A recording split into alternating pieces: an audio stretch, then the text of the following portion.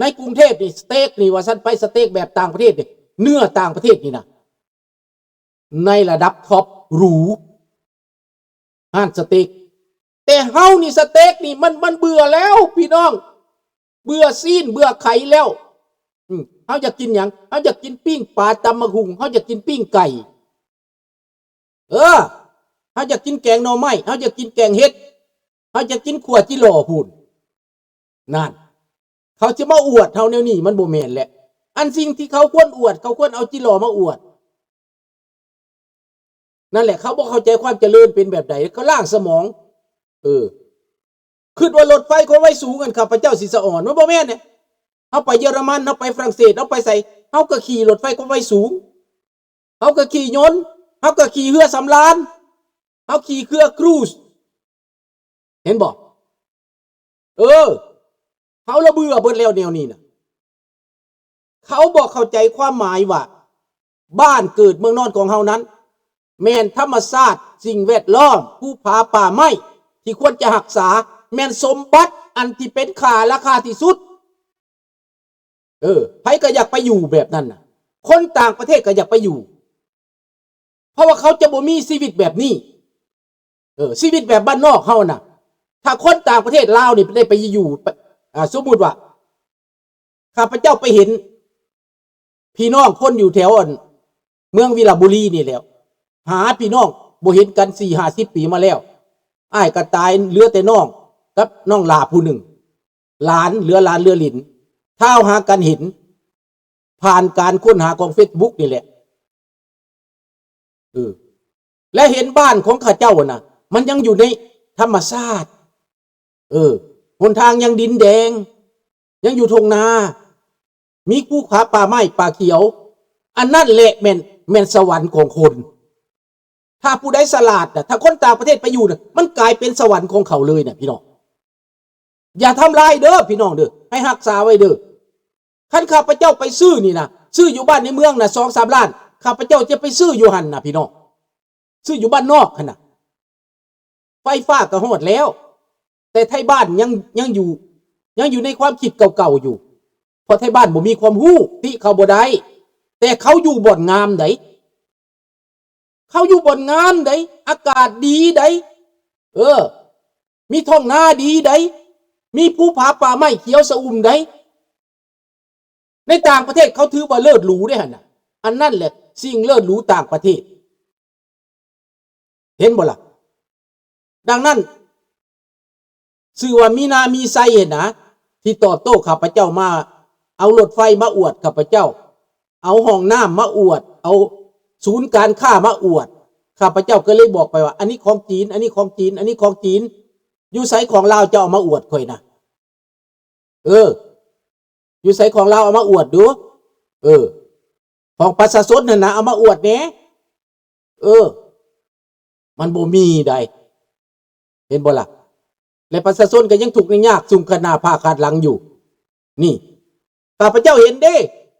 คนหนึ่งเล่ากับใส่หมวกกุ๊บแก้วนะใส่กุ๊บแก้วขาดใส่เสื้อข้ามมันนะสีข้ามเท่าตุ้ยอันน่ะต่ำๆแล้วหน้ากระบึอยู่ใน1 ดอกเราเอาของไปแจกขนมไปแจกเอาเกือบแตะไปแจกเอาเสื้อผ้าไปแจกอยู่ตลอดเวลาน่ะเราได้มาจากไสส่วนหนึ่งก็ได้มาจากพี่น้อง FC คนไทยส่วนหนึ่งเราก็ได้มาจาก FC พี่น้องลาวอเมริกาซอยไปปุละ5ปุละ10ปุละ100ไปให้เราไปแจกว่าซั่นไปแจกให้ชาวบ้านผู้ยากจนน่ะซื้อเสื้อซื้อผ้าซื้อขนมให้เด็กน้อยนะอันนั้นเป็นวิธีหนึ่งก็บ่ได้หมายความมันสิช่วยชีวิตการเป็นอยู่ได้พี่น้องมันเพียงแต่ว่าค่ายก็ว่าแม่ยังก็การซอยประเทศให้มันเจริญนั่นน่ะมันบ่แม่นเอาปลาไปให้กินแต่ละมื้อแล้วมันสิแล้วได้ซอยคนนั่นบ่แม่นเอาปลาไปให้กินเอาข้าวไปให้กินเด้พี่น้องเอาความรู้ไปให้เอาปัญญาไปให้คันใครอยากให้เขาหาปลาเฮาก็ซื้อเบ็ดไปให้ซื้อคันเบ็ดไปให้ได้เอาเหยื่อไปให้สอนวิธีหาตึกป่าได้เห็นบ่ล่ะคันสิให้เขากินข้าวเฮาก็สอนวิธีเฮ็ดนาให้เขาได้สอนวิธีเฮ็ดให้เขาได้คันจะให้เขากินผักเฮาก็สอนวิธีเขาปลูกผักได้พี่น้องเอาแนวพันธุ์ผักไปให้เขาได้จังแม่นได้ นี่อันนี้ครับความคิดที่ตอบโต้ลูกหลานเด้อก็บ่เป็นหยังดอกเขาบ่เข้าใจเด้อเขาคิดว่าเฮานี่สบายดีท่านเดือนเขาคิดว่าพวกเฮานี้บ่เคยเห็นรถไฟ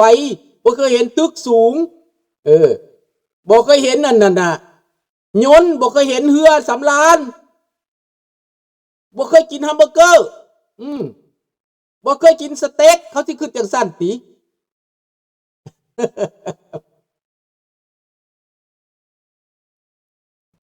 เด็กน้อย23ปีเนาะมาต่อว่าต่อขานข้าพเจ้าเพิ่นว่าอีตนเจ้าเพิ่นว่าสมเพศเจ้าเพิ่นว่าคันไม่มีปัญญาก็กลับขึ้นมาเบิ่งแหน่เพิ่นว่าเมืองลาวน่ะโอ้ยพี่น้องเอ้ย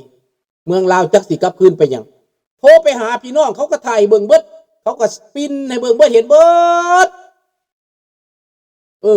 ว่ามันยังเป็นแบบใดอยู่หนทางยามขี้ตุ่มก็เป็นตุ่มยามฝุ่นก็เป็นฝุ่นมันหิมะขี้ฝุ่นได้พี่น้องจับตามต้นไม้จับตามเฮือนกินข้าวก็มีแต่ขี้ฝุ่นและเฮ็ดให้คนลาวนี่ตายไวพี่น้องตายไวอายุ40-50ตายแล้วเป็นหยังเพราะว่าทางรถกับเฮือนมันอยู่นำกันแล่นไปทางรถปิวเข้าใส่ผ้าขาวผ้าหน้าบ่อนอยู่บ่อนนอนมีแต่ขี้ฝุ่นเต็มแต่ขี้ฝุ่นยามขี้ตมก็มีแต่ขี้ตมปอดนี่คือสิบ่ยังแหละคันผู้ใดปอดบ่ดีคือสิพังเบิดสิเอามาอวดเฮ็ดหยังรถไฟหั่นน่ะมันบ่แม่นของลาวมันเป็นของจีนเจ้าเป็นหนี้เขาก็รถไฟนี่แล้วเฮ็ดให้ลาวเป็นหนี้บาทนี้ธนาคาร JDB นี่นะธนาคารของลาวนี่นะถูกยุโรปลงโทษแซงชั่นว่าซั่นไปลาวเพิ่นก็เว้าแก้ตูเพิ่นออกมาแก้ตูเด้อธนาคารน่ะเพิ่นออกมาแก้ตูเท่าลาวหัวหน้าธนาคารลาวรัฐบาลลาวมาแก้ตูว่าจังได๋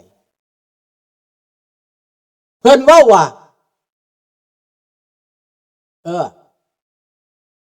ธนาคารลาวหั่นยังใช้ได้อยู่ก็ใช้ได้แต่ว่าไปใช้กับยุโรปบ่ได้แล้วเงินเขาก็ยึด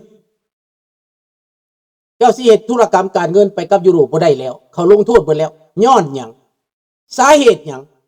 สาเหตุเพิ่นเฮ็ดธุรกรรมกับรัสเซียสาเหตุที่เพิ่นเกี่ยวข้องกับรัสเซียเพิ่นไปสนับสนุนรัสเซียเพิ่นเอาทหารไปช่วยรัสเซียตียูเครน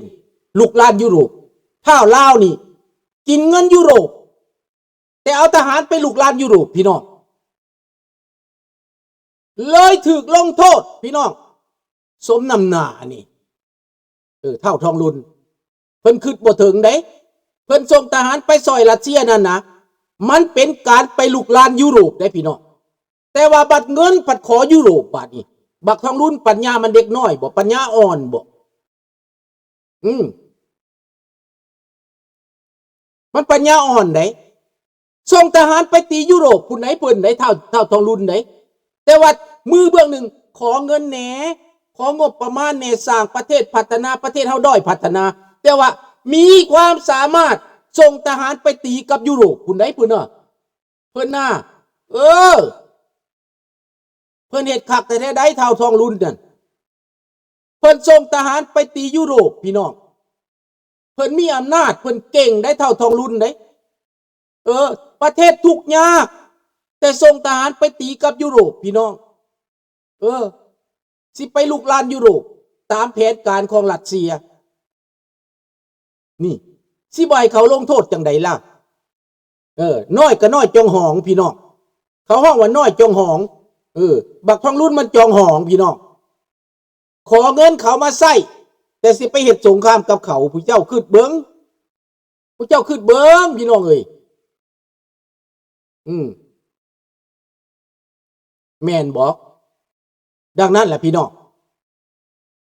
เรื่องที่ว่าคนลาวในประเทศนั้นมันบ่เข้าใจมันกลายเป็นโง่ได้พี่น้องคนอายุ3ปีมันจะต้องมีความรู้ความรักมันจะต้องเข้าใจว่าเพิ่นอยู่ต่างประเทศนี่เพิ่นเห็นบ่ถูกแนวใดนี่น่ะ เพิ่นได้พบได้พ่อได้ประสบการณ์โมเมนต์น้อยได้นี่เพิ่นไปอยู่ต่างประเทศฮอด4-50 ปีแล้วเขาบ่คิดจังซั่นได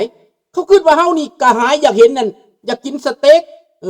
เฮาบ่มีปัญญากินสเต็กเฮาบ่มีปัญญาอยู่เฮือนชั้นสูงเฮาบ่มีปัญญาเที่ยวโอ้ยข้าพเจ้าเรือสำราญก็ไปเที่ยวมาแล้วฝรั่งเศสก็ไปเที่ยวมาแล้วอังกฤษก็ไปมาแล้วยุโรปก็ไปมาแล้วในไสบ่ได้ไปประเทศไทยก็ไปมาแล้วประเทศลาวก็ยังแต่ประเทศลาวบ่ไปเห็นมาเบิดแล้วในโลกนี่นะแล้วว่าข้าพเจ้าสิไปสะออนรถไฟหั่นน่ะอะโกยพี่น้องเอ้ยรถไฟมันสิมีหยังรถไฟของเขารถไฟของจีนมันขนประโยชน์ของจีนมาขนชาวจีนมาท่วมประเทศลาวเพิ่นบ่ฮู้จักว่าเพิ่นสิสูญพันธุ์มื้อใดมื้อหนึ่งน่ะคันเป็นแบบนี้สูญพันธุ์คักๆบักลาวนี่น่ะพี่น้องสบายดีท่านวีรชนสบายดีสิสมัยมันกระโพดได้เด็กน้อยลาวสามาขึ้นบางอาจ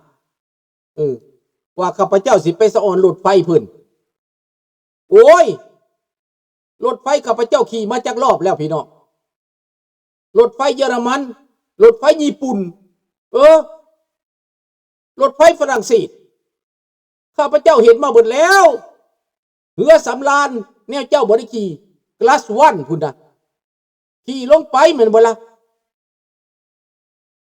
คือข้าพเจ้าเล่าสู่ฟังแล้วว่าไปแล้วแต่ก่อนข้าพเจ้าบ่อยากไปบัดนี้ข้าพเจ้าได้ไปแล้วเรือลำหนึ่งมีคน 10,000 คนอยู่ในเรือลำนั้นออกจากกลับกันในวารานพุ่นแล้วถึงกันเขตยุโรปพุ่นน่ะนอนอยู่หันกินอยู่หันลินกินอยู่หันลินกีฬาอยู่หันอาบน้ำอยู่หันพักผ่อนอยู่หันทางเว้นทางคืนก็อยู่หันมีบัดทุกอันทุกแนวสัมบ้านสัมเมืองหนึ่งพี่น้องสัมเมืองลอยน้ำและมีนามีไซนี่นะมาอวดข้าพเจ้านะสิมาอวดเห็นอย่างข้าพเจ้าเห็นหมดเลยฮัมเบอร์เกอร์เนี่ยข้าพเจ้าบุเลียวบึงได้พี่น้อง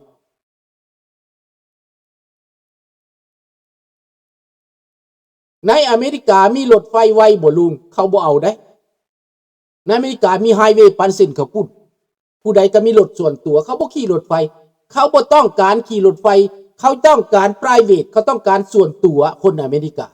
เขาบ่ต้องการเดินทางรวมได้รถบัสเขาก็ยังบ่อยากขี่น้อยนักข้าพเจ้านี่บ่ได้ขี่รถบัสไหนสิไปต้นโตนี่สิจ้างรถบัสไปบ่ได้ข้าพเจ้าไปรถส่วนตัวได้พี่น้องเขาเป็นส่วนตัวสูงคนอเมริกาคนแคนาดาเขากับครอบครัวเขา private สูงได้พี่น้องเอ้ยอยากจอดใส่ก็จอดอยากพักใส่ก็พักอยากนอนใส่ก็นอนจอดข้าพเจ้าไปโตรอนโตขี่รถ 7-8 ชั่วโมงนี่ไปไนการาโฟนี่ข้าพเจ้าก็เอาเครื่องกิน1ข้าว1น้ำใส่รถท้ายรถเหล้ายาปลาแป๊กของกินของอยากที่อยู่ที่นอนใส่ท้ายรถแล้วก็ไปเมื่อยบนใดก็เข้าไปได้บนพักผ่อน rest area แล้วก็มีตาปิกนิกจอดแล้วก็กินมีแห้งแล้วจังค่อยไปมันบ่ประหยัดน้ำมันได้คนอเมริกาเขาบ่ประหยัดได้ข้าพเจ้าบ่ได้ประหยัดได้บ่เบิ่งไหมข้าพเจ้าใส่น้ำมันนี่ทิศถึง$70-80ได้ข้าพเจ้าเที่ยวไปวัดนี่ก็ใส่น้ำมันทิศละ70-80ได้หลังเที่ยวทิศละ100ไปก็มีใส่น้ำมันก็บ่ได้ประหยัดได้ไปตามอยากไปไปตามอยากไปได้ปีเตอร์และความสะดวกได้ในรถมีจักคนรถ7บ่นั่งแต่ว่ามีแต่ไป2คนซื่อมีแต่2คนขี่ไปหลังเที่ยวข้าพเจ้าผู้เดียวขี่รถคันบางใหญ่หั่นน่ะฮู้จักระบบ private ฮู้จักระบบความเป็นส่วนตัว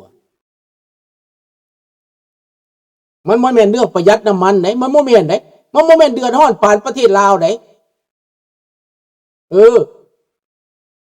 คนอเมริกาเขาบ่ได้คิดประหยัดแนวนั้นดอกเขาคิดความเป็นส่วนตัวของเขาหลายกว่าความประหยัดเด้อดังนั้นเขามีความสามารถจ่ายน้ำมันถามเบิ่งคนอเมริกาเขาต้องการรถไฟความเร็วสูงบ่ เขาเฮ็ดได้บ่เฮ็ดได้